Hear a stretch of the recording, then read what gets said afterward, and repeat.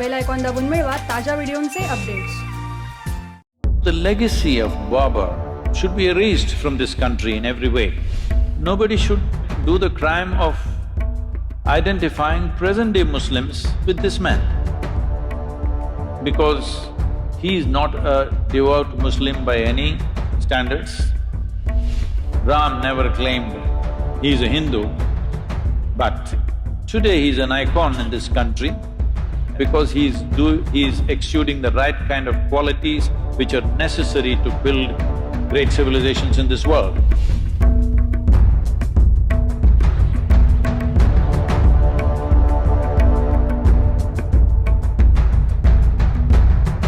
To give you some sense of what we are,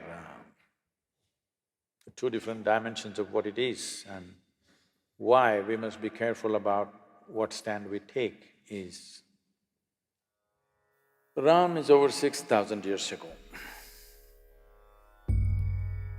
What he did not do, lot of dissection happens in South India about him. North India doesn't dissect him, they just worship him. Southern India dissects him a little bit. But an icon of 6,000 years old who has inspired people towards righteousness, towards truthfulness, towards being compassionate to each other for generations, thousands of generations. You should not disturb that icon. Doesn't matter historically what is right, what is wrong, because nobody really knows for sure. It's only this general story everybody knows, where he went, what happened, what are the events of his life. What he did, why he did, you cannot dissect that, you're not his psychiatrist. Somebody, I was in some Youth and Truth event, they're saying he was insecure. I said, you're not his psychiatrist or something. 6,000 years ago, whether the man was secure or insecure, how do you know? This is rubbish. But he's an icon who has inspired millions and millions of people across generations. You should not disturb that because humanity needs those icons. You can take up Ram, you can take up Krishna, you can take up Jesus, you can take up Buddha and find faults with them and today tinker with them. See, he did this was not okay, that was not okay, he was racist, he was this, he was that. This is rubbish. This is all relevant to people who are here now. 6,000 years ago, you want to judge him now? No. He is serving humanity as an icon. That icon should not be disturbed. What is he an icon for? He's an icon of stability, not impetus action. When action is needed, he is very decisive, but never reacts to anything, he is conscious action. Even if it's war, he will do war. Surrender, he will do surrender. Give up his kingdom, he'll do give up his kingdom. But everything consciously in a balanced way. This is what we are worshipping him for, because he has a freedom of going through the drama of life, extreme drama in his life. But he goes through the drama effortlessly. He goes through the drama without reacting. He goes through the drama without any sense of angst or anger against anybody. When he kills Ravana, who stole his wife and causing havoc, he comes and repents for his death, that I had to do this. This is a kind of man, you don't disturb him. Well, at least that's a story, don't disturb the story. Geographically, was he born in Ayodhya? Yes. Was he born in this point? Come on, do you know in which point you were born? Hello? Forget about a man 6,000 years ago, you're still living. Do you know exactly at which spot your mother delivered you? I'm asking, does anybody know? No, so it's ridiculous argument.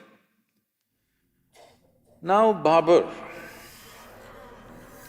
Babur is the third generation after Genghis Khan. This Mongol empire, Mongols, slowly the word Mongol became Mughal in India, it's Mongol. This Mongol empire expansion for a period of 90 years to 100 years killed over 40 million people. 40 million people. Of those times, it was nearly 10% of the world's population. You understand? 10% of the world's population, they killed not with a nuclear bomb, with swords, very energetic people. I'm saying it takes a lot of activity to kill 10% of the world's population, isn't it? Just with swords and spears.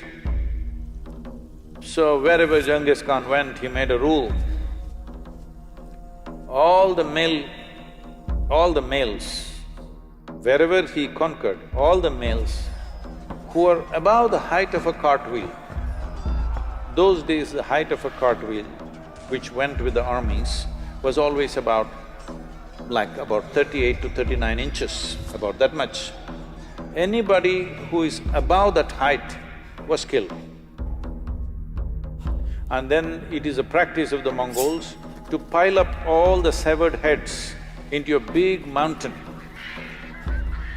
So the women were taken as slaves to service the soldiers, or they were sold in various markets across Middle East, Europe, everywhere they were sold. So they spread like this. After Genghis Khan came Taimur Lung. Taimur Lung bore Babur.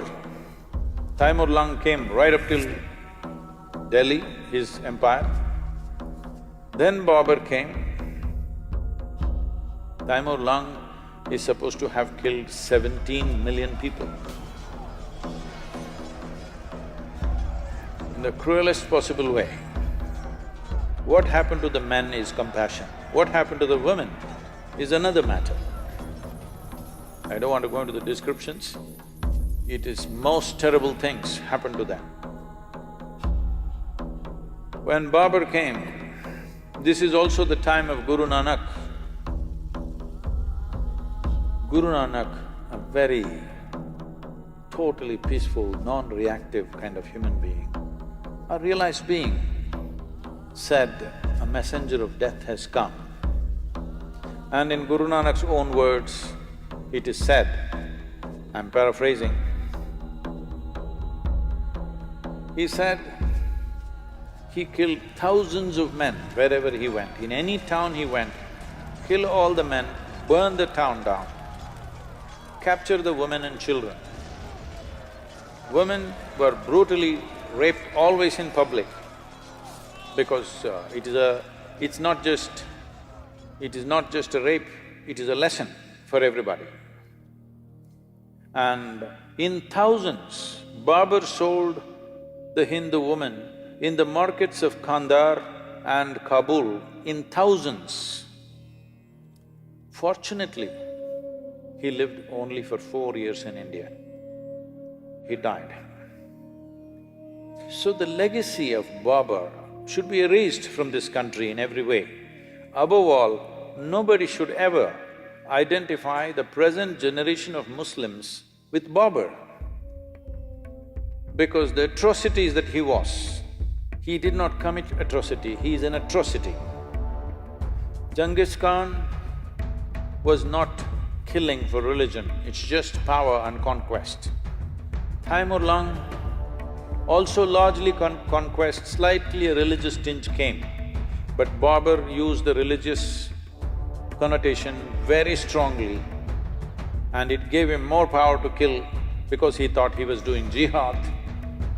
Many times he ransacked Muslim towns also, Muslim populations also he killed. So he used religion very conveniently, according to his convenience. So him building mosques is not out of piety, not out of devotion, not for prayer. It is also an establishment of power. Whether it's a Hindu temple or a Jain temple, everything he broke. One prominent Jain temple he destroyed because in the cave what they had carved, the figures were naked, so he made sure the entire thing is destroyed. So this man and his legacy should be forgotten. Nobody should identify themselves with that because that is not going to lead to a good future. And nobody should do the crime of identifying present-day Muslims with this man. because he is not a devout Muslim by any standards, he is not a devotee of any kind, he is a tyrant of the worst kind who very powerfully used the name of religion to impact wherever he went. It gave him a new level of authority which Genghis Khan did not have, because they did not use religion for conquest. So, these atrocities have happened. We should not forget these things. We must remember, but we should not be bitter about these things. We must remember to ensure such things don't happen once again anywhere in the world. But if we create bitterness out of history, then knowingly or unknowingly, we are prone to commit similar atrocities once again. We think a reaction is good. No, a reaction is not any better than dastardly action. It's the same thing. So, Babur's legacy must go. Ram, don't see him as a religious person because he never said, "I'm a Hindu." Hello? Did he ever say, "I'm a Hindu"? He represents this culture as an icon of stability, balance, peacefulness, justice. Wherever he went, he always looked at it, how to give justice to the people. In giving justice to the people that he administered, he put himself through extreme levels of suffering and hardship for himself. This is a man that you need. I want both the Hindus and the Muslims to remember, Ram never claimed he is a Hindu, but today he is an icon in this country. Everybody should look up to such an icon because he is exuding the right kind of qualities, not because he is a Hindu, not because he is this or that, because he is exuding the right kind of qualities which are necessary to build great civilizations in this world. And in many ways, the time of Rama became a kind of a fulcrum to build this civilization in the 6,000 years. This is why even during the freedom struggle, Mahatma Gandhi went on referring to Ramarajya, the best administered and a just, absolutely just state means Ramarajya. Even today, when we say Ramarajya, we mean to say a very just and fair state, not an exploitative state, not a tyrannical state. And that's what we want to make out of India, that it's a just and fair state to everybody who lives here, not a tyrannical state. So for that you need Ram.